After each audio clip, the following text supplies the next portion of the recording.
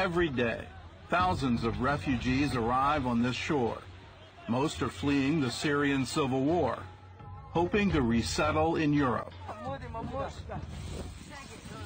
We see babies which are only a few days old people at the age of 90, 95 even.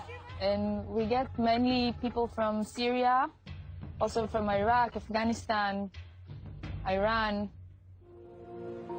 Waiting to help them on the beaches of Greece are the last people the Syrians might expect. Volunteers from Israel. My name is Tali Shaltiel. I'm here with Israel, an Israeli-based NGO. My name is Majida Kardosh. I'm here as a medical team. I work as a nurse. My name is Iris Adler. I live in Tel Aviv. I just finished med school in Tel Aviv University.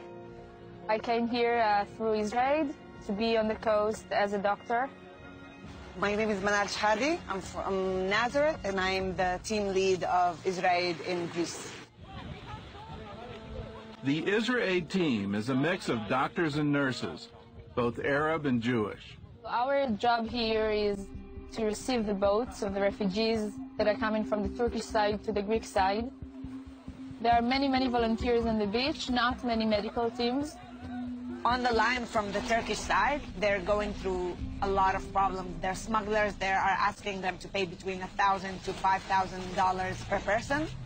A lot of time they're just shoving them into boats that should fit 50 people, but there are 150 people on the boat. They just leave them midway through the sea and they tell them, you find your own way to Greece, we're not responsible on you. Or they fill like half a tank of gas and they just leave them in the middle of the sea. What we do is go to Hind Point with binoculars, searching and scanning the water, and you start looking for this black with orange dots in the view. And then it comes nearer and you start seeing the rubber boat and all the people on it. It's like 1, 2, 3, it begins. It's a few minutes of chaos. Taking off the babies, people screaming, shouting, helping them, you know. A lot of them don't know how to swim, they're afraid from the water.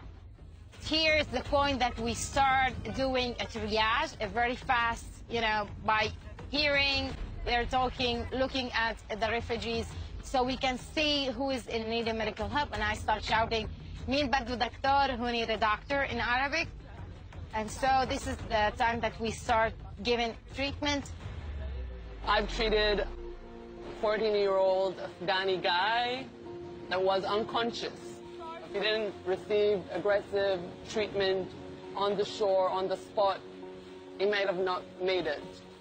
After that, we start giving them food and water, warm clothes, something to eat, to drink, because some of them didn't have any water or food for like 1 or 2 days. After that, I take the map. We have a map that we translate on it in Arabic, explain to them what is the next step. They don't know where they are, okay? So the first thing that I tell them that they are in Lesbos island in Greece, because some of them, they had like no idea where they are. Most of them, they had nothing. They just come with their clothes only because they had to throw their bags in the sea, or smugglers took their bags and threw in the sea. After a couple of days of assessing the field, we understood that the biggest need is a way to communicate with the refugees who come. So we brought a team from Israel, which is Arab-speaking, and the effect was amazing. Hearing your language is very important to them, and then getting the instructions where to go, what to do next, what are the next steps, because they have a lot of uncertainty. And although Israel and Syria are technically at war, none of that matters here on the beach. Usually when they get to the beach, they're just happy to see people waiting for them, giving them help and food and clothes and medical treatment if they need. Sometimes they realize who we are and they're just happy to see us, and they hug us and kiss us, and it's very exciting.